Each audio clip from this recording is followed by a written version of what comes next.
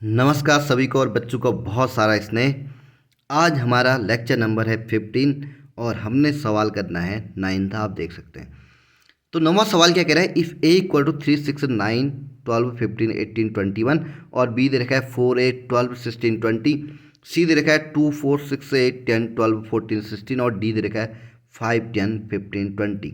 तो आपने निकालना है ए माइनस बी से लेके सी माइनस डी तक, यानी 11 सवाल इसमें है। और निकालेंगे कैसे, ये हमने पढ़ रखा है पिछले वीडियो में।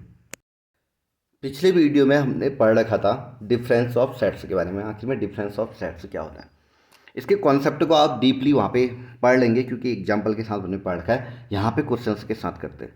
ए की वैल्यू दे रखी 3 6 9 12 15 18 और 21। बी की दे रखी 4 8 12 16 20। तो ए माइनस बी निकालना है। तो करना क्या है, एक बार देखिए। मैं कहता हूँ आपसे, ए को ध्यान से देखिए, बी को भी ध्यान से देखिए। लेकिन ए के एलिमेंट को आपने यहाँ लिखना है और बी के एलिमेंट को नहीं लिखना है, कुछ भी हो जाए। तो ए के एलिमेंट लिखना शुरू करो। अब बात आती है कि सब लिखना है। इसका जवाब है बिल्कुल नहीं। ए के उन्हीं एलिमेंट को लिखिए जो ए के अंदर हैं, और बी में है तो उसको मत लिखिए, यानी माइनस कर दीजिए, यानी हटा दीजिए। डिफरेंस ऑफ सेट्स है ना, यानी ए के एलिमेंट जो बी में है वो नहीं लिखे जाएंगे, ए के वही एलिमेंट लिखे जाएंगे जो बी में नहीं है। और बी को ज़्यादा, बी का कोई भी एलिमेंट नहीं लिखना है अगर ए माइनस बी कर रहे हैं तो। ए में ज़्यादा ध्यान से देखिए, 3 यहाँ नहीं है, लिख लो। 6 भी यहाँ नहीं है, लिख लो। 9, मुझे तो 9 भी नहीं दिख रहा, तो 9 भी लिख लो। उसके बाद ज़रा ध्यान से देखिए, 15, 9 का 12 यहाँ है, तो 12 मत लिखिए, 15 लिख लो। 18 भी लिख लो। 21 भी लिख लो। यानी इसमें क्या था दोबारा, हाँ 12 यहाँ था तो हमने 12 नहीं लिखा, तो ये ए माइनस बी हो गया। अब यहीं पर से ए माइनस सी है, ज़रा ध्यान से देखिए। ए माइनस सी को ज़रा ध्यान से देखिए। तो अब इसमें भी लिखना है 3 यहाँ कहीं है, बिल्कुल नहीं है, लिख लो। 6 यहाँ है, 9 नहीं है, लिख लो। 12 है, 15 नहीं है, लिख लो। 18 यहाँ नहीं है, लिख लो। 21 लिख लो। तो ए माइनस सी क्या हो गया आपका, 3 9 15 18 21। सिमिलरली देखिए आप, ए माइनस डी निकालने के लिए कह रहा है। तो ए माइनस डी निकालेंगे तो जरा ध्यान से देखिए क्या होगा। 3 है, बिल्कुल नहीं है। 5 6 है, बिल्कुल नहीं है। 9 है, बिल्कुल नहीं है। 12 है, बिल्कुल नहीं है। 15 है, हाँ है, 15 लिखेंगे। हाँ 18 बिल्कुल लिखेंगे। 21 बिल्कुल लिखेंगे। मतलब आप समझ गए होंगे कि एक है वही एलिमेंट लिखना है जो डी में नहीं है, बस खत्म मामला। जो डी में है, यहाँ भी है, उसको नहीं लिखना है, अदरवाइज लिख लेना है। जैसे बी माइनस ए, अब बी को अब सिर्फ बी के एलिमेंट लिखने हैं आपने, ज़रा ध्यान देना। 4 यहाँ है, नहीं है, लिख लो। 8 यहाँ है, नहीं है, लिख लो। 12 यहाँ है, यहाँ भी है, मत लिखो। 16 लिख लो, क्योंकि यहाँ नहीं है। 20 लिख लो, यहाँ नहीं है। अब मुझे लगता है समझ में आ गया होगा आपका। अगला देखो, सी माइनस ए, जरा ध्यान से देखिए। 2 नहीं है, 4 नहीं है, 6 है, रहने दो। 8 नहीं है, 10 नहीं है, 12 है, रहने दो। 14 नहीं है, 16 नहीं है। तो देख लीजिए, 2 4 8 10 14 16। अगले सवाल को देखो, डी माइनस ए। डी में देखिए ज़रा, 5 डी माइनस ए यहाँ देखें, डी माइनस ए। 5 नहीं है, 10 नहीं है, 15 था, देखिए 15 नहीं लिखेंगे, 20 लिखेंगे, ख़त्म मामला। ठीक है, क्या क्या हो गया आपका, 5 10 और 20, ये क्या हो गया आपका, डी माइनस ए। अब लिखना है बी माइनस सी। बी माइनस सी में देखिए जरा, 4 यहाँ भी है, 8 यहाँ भी है, 12 यहाँ भी है, अरे 16 भी है। तो बचा क्या बी माइनस सी में, सिर्फ क्या बचा, 20 बचा। ठीक हो गया। उसके बाद है बी माइनस डी। बी में ज़रा ध्यान से देखिए, 4 यहाँ कहीं नहीं है, लिख दीजिए 4। 8 कहीं नहीं है, लिख दीजिए। 12 कहीं नहीं है, लिख दीजिए। 16 कहीं नहीं है लिख दीजिए, 20 यहाँ है तो 20 को नहीं लिखेंगे। अब जरा देखिए थोड़ा आगे को, अगला है सी माइनस बी। सी माइनस बी को जरा ध्यान से देखिए, सी माइनस बी। अभी सी के एलिमेंट लिखने हैं, हाँ कहीं और नहीं। 2 नहीं है लिख लीजिए, 4 है रहने दीजिए, 6 लिख लीजिए, 8 यहाँ भी है रहने दीजिए, 10 लिख लीजिए, 12 रहने दीजिए, 14 को लिख लीजिए, 16 रहने दीजिए। बस इतना ही हो गया क्या? कुछ गड़बड़ तो नहीं कर दिया?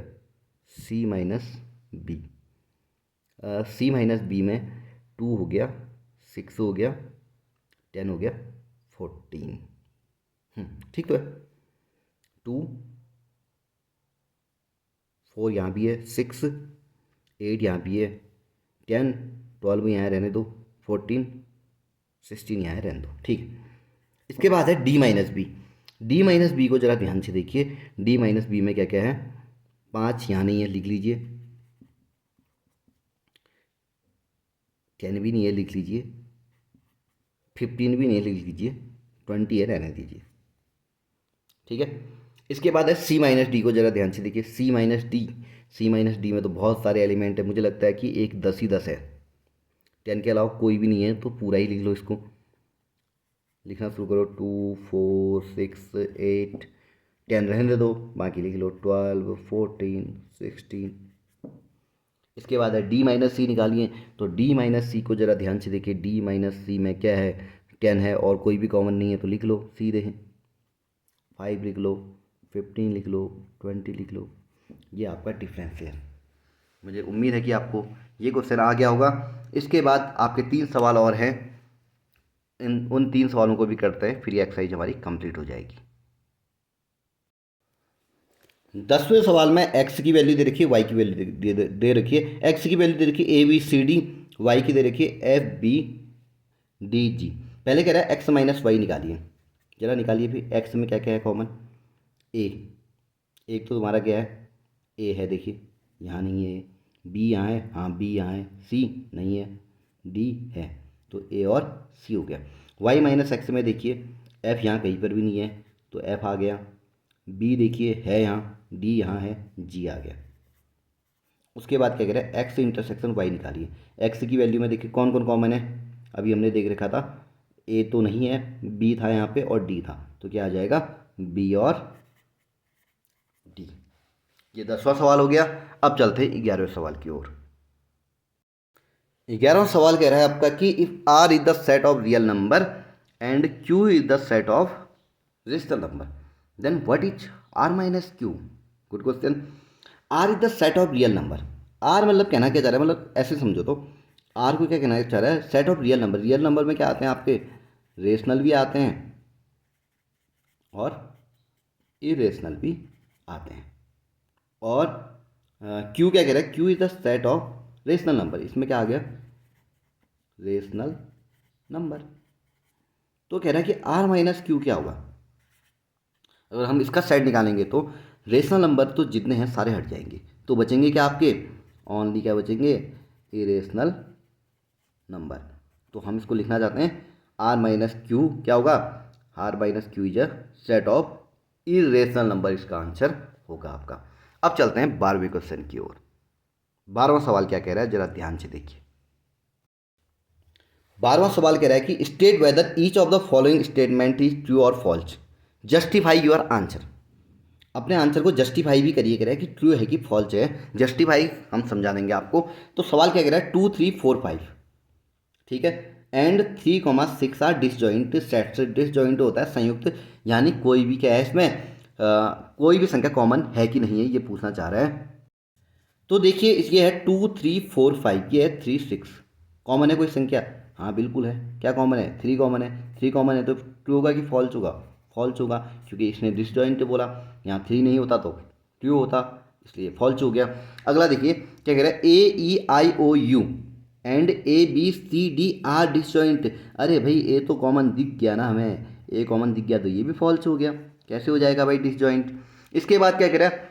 2 6 10 14 एंड 3 7 11 15 आर डिसजॉइंट। ये भी डिसजॉइंट की बात कर रहा है। 2 यहाँ है, यहाँ नहीं है, 6 यहाँ है, यहाँ नहीं है, 10 यहाँ है, यहाँ नहीं है, 14 यहाँ है, यहाँ नहीं है, इसका मतलब कुछ भी नहीं है, इसका मतलब बिल्कुल डिसजॉइंट है, हाँ बिल्कुल है। इसके बाद कह रहे हैं 2, 6, 10 एंड 3, 7, 11 आर डिसजॉइंट सेट। जरा देखिए 2 है यहाँ, नहीं है, 6 है, नहीं है, 10 है, नहीं है। अगर कुछ भी कॉमन नहीं है इसका मतलब डिसजॉइंट है, बिल्कुल है। इसी के साथ तुम्हारी ये वाली एक्सरसाइज यानी 1.4 एक्सरसाइज भी कंप्लीट हो जाती है। अगर आपको कोई दिक्कत है, कहीं कोई कन्फ्यूजन है तो बिना बेझिझक आप पूछ सकते हैं। आज के लिए इतना ही, फिर मिलते हैं अगली वीडियो में, अगले लेक्चर में, अगली पढ़ाई के साथ, अगले कॉन्सेप्ट के साथ। आज के लिए, फिलहाल के लिए इतना ही। Thank you so much.